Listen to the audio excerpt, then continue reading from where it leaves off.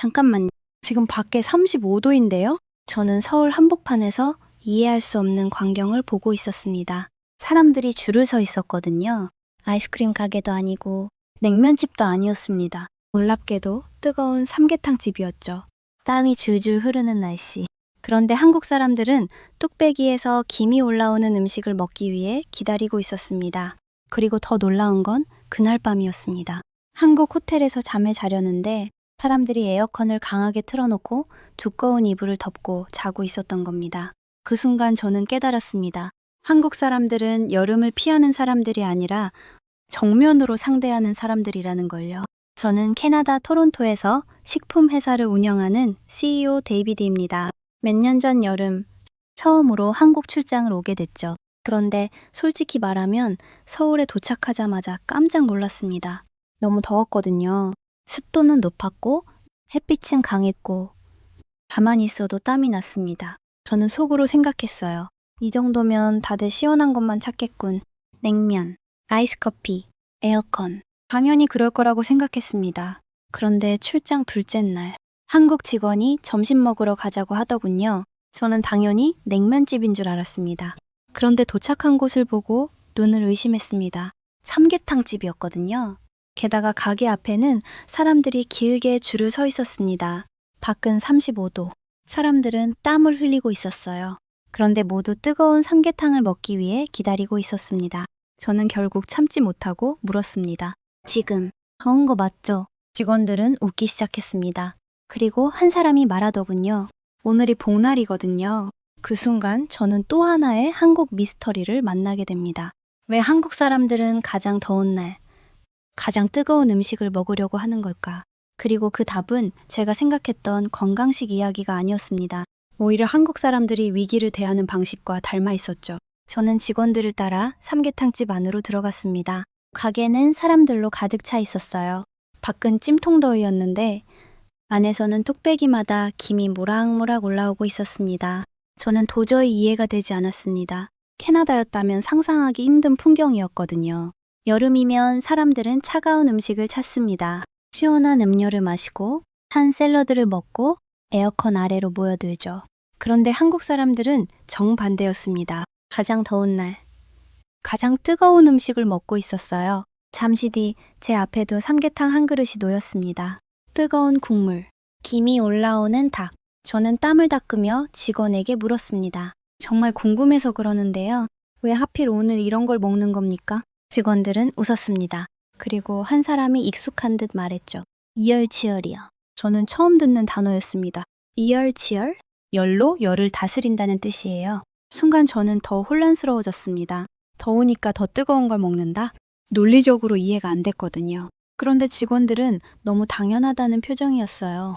한 직원은 어릴 때부터 복날이면 가족들과 삼계탕을 먹었다고 했고, 또 다른 직원은 할머니가 늘 보양식을 챙겨주셨다고 말했습니다. 신기한 건 아무도 삼계탕을 특별한 음식처럼 이야기하지 않았다는 겁니다. 마치 명절 떡국처럼. 당연히 먹는 음식처럼 이야기하고 있었죠.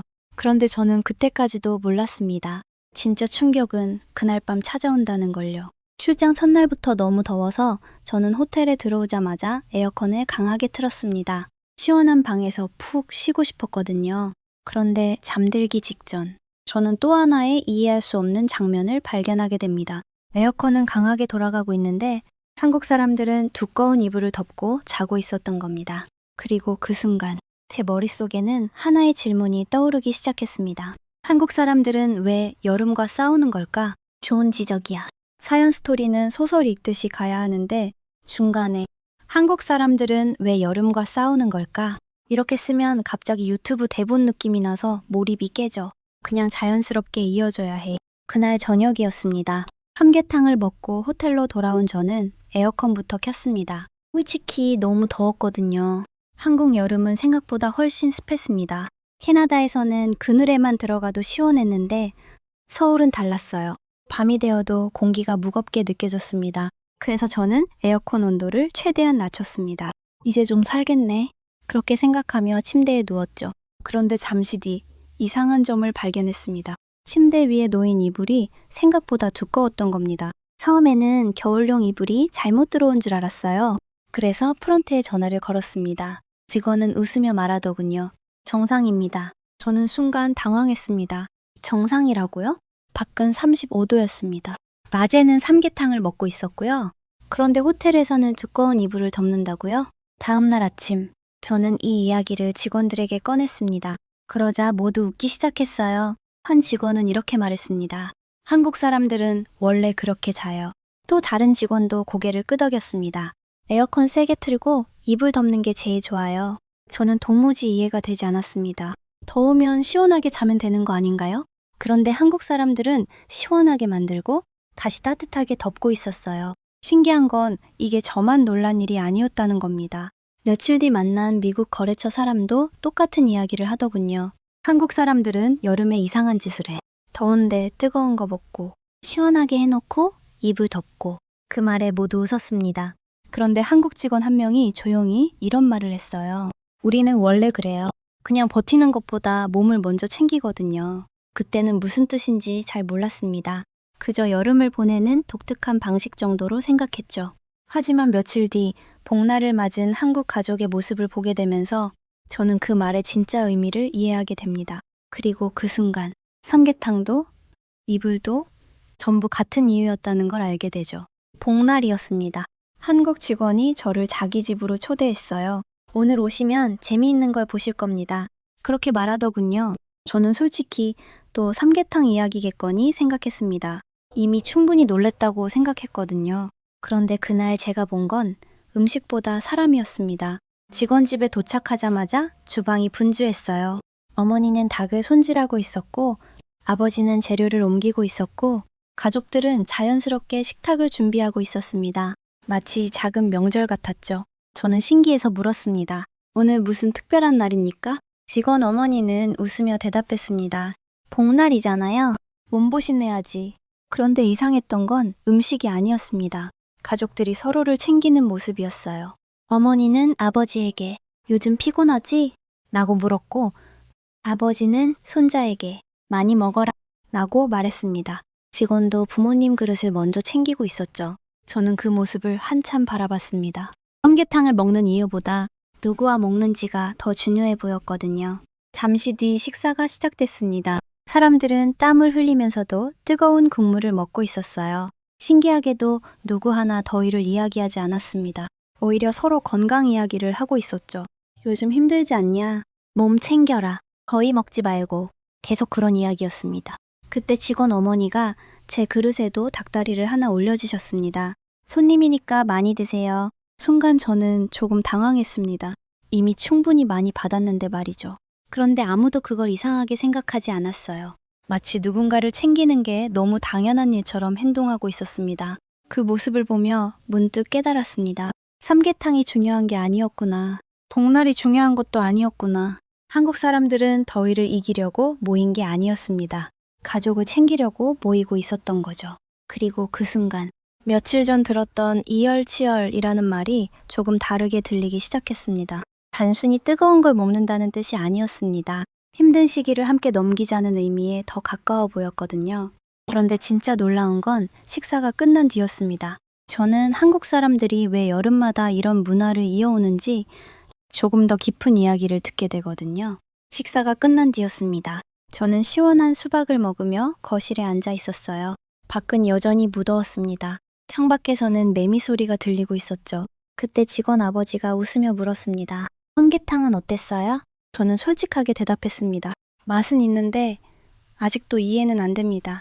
왜 가장 더운 날 가장 뜨거운 걸 먹는 건지요? 거실에 있던 가족들이 웃기 시작했습니다. 저도 따라 웃었죠. 그런데 아버지는 잠시 생각하더니 의외의 이야기를 꺼내셨습니다. 사실 우리도 더워. 순간 저는 웃음이 터졌습니다. 당연한 이야기였거든요.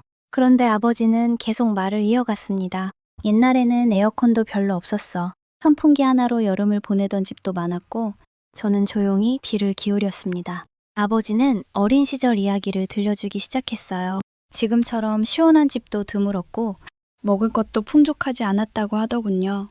그래서 여름이 되면 사람들은 더 쉽게 지쳤다고 했습니다. 기운이 없고 입맛도 떨어지고 몸도 축나기 쉬웠다는 거죠. 그럴 때마다 어른들은 꼭 이런 말을 했다고 합니다. 잘 먹어야 여름 난다. 저는 그 말이 인상적이었습니다. 잘 먹어야 여름 난다. 생각해보면 복날도 같은 의미였어요. 뜨거운 음식을 먹는 게 목적이 아니라 사람이 지치지 않게 하는 게 목적이었던 겁니다. 그때 아버지가 웃으며 말했습니다. 삼계탕은 핑계였지. 저는 순간 무슨 뜻인지 이해하지 못했습니다.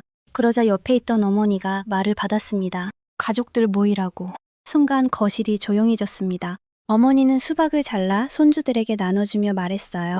복날이라고 하면 다들 오잖아. 그래서 얼굴도 보고 밥도 같이 먹고 그제야 저는 무언가를 깨닫기 시작했습니다. 한국 사람들은 여름을 이기기 위해 삼계탕을 먹는 게 아니었습니다. 가족을 챙기기 위해 모이고 있었던 거예요. 더위 때문에 지친 사람, 일 때문에 힘든 사람, 공부하느라 바쁜 아이들, 그런 사람들을 한자리에 모아 밥 한 끼 먹이는 것. 그게 더 중요해 보였습니다. 생각해보면 지금까지 한국에서 봤던 모습과 똑같았습니다. 아프면 죽을 끓여주고, 식당에서는 계산을 먼저 하고, 겨울에는 김장을 나누고, 여름에는 삼계탕을 먹으러 모였습니다. 결국 음식 이야기가 아니었어요. 사람 이야기였습니다. 그 순간 저는 며칠 전 호텔에서 봤던 두꺼운 이불도 떠올랐습니다. 처음에는 이상한 습관이라고 생각했죠. 그런데 이제는 조금 다르게 보였습니다. 한국 사람들은 단순히 시원함만 찾는 게 아니었어요. 몸이 상하지 않기를 바랐고 주변 사람이 아프지 않기를 바랐습니다. 생각보다 훨씬 사람을 먼저 생각하는 문화였던 거죠. 그리고 그날 저녁, 저는 한국 여름의 진짜 의미를 보여주는 장면을 보게 됩니다. 그 장면은 삼계탕보다도 복날보다도 더 인상적인 기억으로 남게 되거든요. 저녁이 되자 더위는 조금 가라앉았습니다. 하지만 공기는 여전히 후텁지근했어요. 한국 사람들은 이런 날씨를 어떻게 견디는 걸까? 저는 여전히 그게 궁금했습니다. 식사를 마친 뒤 직원 가족과 함께 동네 산책을 나가게 됐어요. 그런데 밖으로 나오자 또 하나 신기한 장면이 펼쳐졌습니다. 공원에는 사람들이 가득했습니다. 아이들은 뛰어다니고 있었고 어르신들은 벤치에 앉아 이야기를 나누고 있었죠. 운동하는 사람도 많았습니다. 낮에는 그렇게 더워하던 사람들이 맞나 싶을 정도였어요. 그때 직원 어머니가 작은 가방에서 뭔가를 꺼냈습니다. 수박이었습니다. 집에서 잘 나온 수박을 가족들에게 나눠주기 시작했죠. 저도 한 조각을 받았습니다. 시원하고 달았습니다. 그런데 신기한 건 수박이 아니었어요. 어머니는 계속 사람들을 챙기고 있었습니다. 너 더위 안 먹었니? 물 좀 마셔. 땀 많이 흘렸네. 그 말을 듣는데 문득 깨달았습니다. 오늘 하루 종일 제가 들은 말들이 전부 비슷했다는 걸요. 많이 먹어라. 몸 챙겨라. 더위 먹지 마라. 조심히 들어가라. 전부 건강 이야기였습니다. 전부 상대방 이야기였고요. 그 순간 저는 복날이 왜 계속 이어져 오는지 조금 알 것 같았습니다. 삼계탕 때문이 아니었어요. 이열치열 때문도 아니었습니다. 사람들이 서로를 챙길 이유를 만드는 날에 가까웠죠.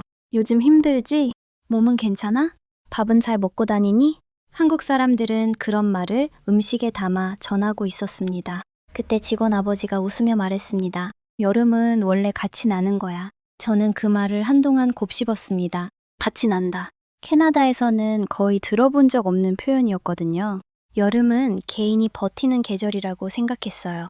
그런데 한국 사람들은 달랐습니다. 복날이면 가족을 불렀고 수박을 나눠 먹었고 삼계탕을 함께 먹었습니다. 더위를 혼자 견디는 게 아니라 같이 넘기고 있었던 거죠. 그리고 저는 그 순간 호텔에서 봤던 에어컨과 두꺼운 이불도 조금 이해하게 됐습니다. 한국 사람들은 단순히 시원한 것만 찾는 사람들이 아니었습니다. 몸이 상하지 않도록 챙기고 기운이 떨어지지 않도록 챙기고 주변 사람도 함께 챙기고 있었죠. 그런데 진짜 놀라운 건 그 다음이었습니다. 한국 출장을 마치고 캐나다로 돌아간 뒤 저는 한여름밤 문득 한국 생각이 나게 되는 경험을 하게 되거든요. 그리고 그때 비로소 제가 한국 여름에서 정말 인상 깊게 본 것이 무엇인지 알게 됩니다. 출장을 마치고 캐나다 토론토로 돌아온 지 얼마 지나지 않았을 때였습니다. 캐나다도 여름은 덥습니다. 하지만 한국과는 조금 달랐어요. 습도가 낮고 해가 지면 금방 선선해지죠. 어느 날 저녁 집 근처 공원을 걷고 있었습니다. 시원한 바람이 불고 있었고 사람들은 각자 운동을 하거나 산책을 즐기고 있었어요. 그런데 이상하게도 한국 생각이 나더군요. 며칠 전 복날에 봤던 풍경이 떠올랐습니다. 삼계탕집 앞 긴 줄. 수박을 나눠 먹던 가족들. 몸 챙겨라. 거의 먹지 마라. 라고 말하던 사람들. 그때는 그냥 한국의 독특한 문화라고 생각했어요. 그런데 시간이 지나면서 조금 다르게 보이기 시작했습니다. 생각해보면 한국 사람들은 여름을 이기는 방법도 참 한국다웠습니다. 더우니까 에어컨만 틀고 버티는 게 아니었어요. 삼계탕을 먹고 가족을 부르고 서로 안부를 물었습니다. 몸이 지치지 않도록 챙기고 마음이 지치지 않도록 챙기고 있었죠. 그 순간 문득 하나 떠오르는 장면이 있었습니다. 복날 식탁에서 직원 어머니가 했던 행동 말입니다. 본인보다 먼저 가족들 그릇을 챙기고 손주에게 닭다리를 건네주고 저에게도 국물을 더 떠주셨죠. 그때는 그냥 친절하다고 생각했습니다. 그런데 이제 보니 그게 한국 여름의 본질 같더군요. 더위와 싸우는 게 아니라 사람을 챙기는 것. 그게 먼저였던 겁니다. 그날 밤 집으로 돌아와 에어컨을 켰습니다. 그리고 무심코 침대 위 이불을 끌어당겼어요. 순간 웃음이 나왔습니다. 한국에서 봤던 그 장면이 떠올랐거든요. 에어컨을 틀어놓고 이불을 덮는 사람들. 그때는 이해가 안 됐는데 이상하게 이제는 조금 이해가 되는 것 같았습니다. 무조건 시원한 것보다 편안한 것을 선택하는 사람들. 무조건 참는 것보다 몸을 챙기는 사람들. 그게 한국 사람들이었던 거죠. 그리고 그 순간 저는 깨닫게 됩니다. 이번 출장에서 가장 인상 깊었던 건 삼계탕도 아니고 복날도 아니고 에어컨도 아니었다는 걸요. 한국 사람들이 서로를 챙기는 방식이었던 겁니다. 그리고 그 생각은 며칠 뒤 캐나다에서 열린 한 가족 모임에서 완전히 확신으로 바뀌게 됩니다. 그날 저는 한국 여름이 왜 오랫동안 이어져 왔는지 비로소 진짜 이유를 알게 되거든요. 캐나다로 돌아온 지 한 달쯤 지났을 때였습니다. 주말에 가족 모임이 있었어요. 오랜만에 친척들이 모여 함께 식사를 하는 자리였죠. 분위기는 좋았습니다. 음식도 많았고 이야기도 즐거웠어요. 그런데 식사를 하던 중 문득 한국 생각이 나더군요. 왜냐하면 이상하게도 뭔가 빠진 느낌이 들었거든요. 사람들은 각자 음식을 먹고 각자 이야기를 나누고 시간이 되면 자연스럽게 집으로 돌아갔습니다. 물론 나쁜 분위기는 아니었어요. 그런데 한국에서 봤던 복날 식탁과는 조금 달랐습니다. 그곳에서는 음식보다 사람이 먼저 보였거든요. 누군가는 부모님을 챙기고 누군가는 아이들 그릇을 챙기고 누군가는 손님 국물을 떠주고 있었습니다. 그리고 가장 많이 들었던 말은 많이 먹어라, 몸 챙겨라, 거의 먹지 마라 같은 말들이었죠. 그날 밤 집으로 돌아오는 길 저는 한국 직원의 아버지가 했던 말을 떠올렸습니다. 여름은 원래 같이 나는 거야. 처음 들었을 때는 그냥 인사말인 줄 알았어요. 그런데 이제는 그 뜻을 알 것 같았습니다. 한국 사람들에게 여름은 계절이 아니었습니다. 서로를 챙기는 시간이었어요. 복날도 그래서 있었고 삼계탕도 그래서 있었고 수박도 그래서 있었던 겁니다. 더위를 이기기 위해서만은 아니었어요. 지친 사람을 챙기기 위해서, 가족을 한 번 더 모으기 위해서, 서로 안부를 확인하기 위해서였죠. 생각해보면 제가 한국에서 놀랐던 것들은 늘 비슷했습니다. 수돗물로 라면을 끓이던 사람들, 계산을 먼저 하려던 사람들, 김장을 나누던 사람들, 그리고 복날이면 삼계탕을 먹으러 모이는 사람들까지. 겉으로는 전혀 다른 이야기 같았지만 결국 하나로 이어졌습니다. 누군가를 챙기는 일. 한국 사람들은 그걸 참 자연스럽게 하고 있었어요. 그래서 저는 이제 한국 여름을 떠올리면 35도의 폭염보다 삼계탕보다 에어컨보다 사람들이 먼저 생각납니다. 밥은 먹었니? 몸은 괜찮니? 거의 먹지 마라. 그 평범한 말들 말입니다. 어쩌면 지금의 한국은 그렇게 만들어진 나라일지도 모르겠습니다. 거창한 기술이나 화려한 건물보다 주변 사람을 한 번 더 챙기던 마음들, 그런 평범한 습관들이 쌓여 만들어진 나라 말이죠.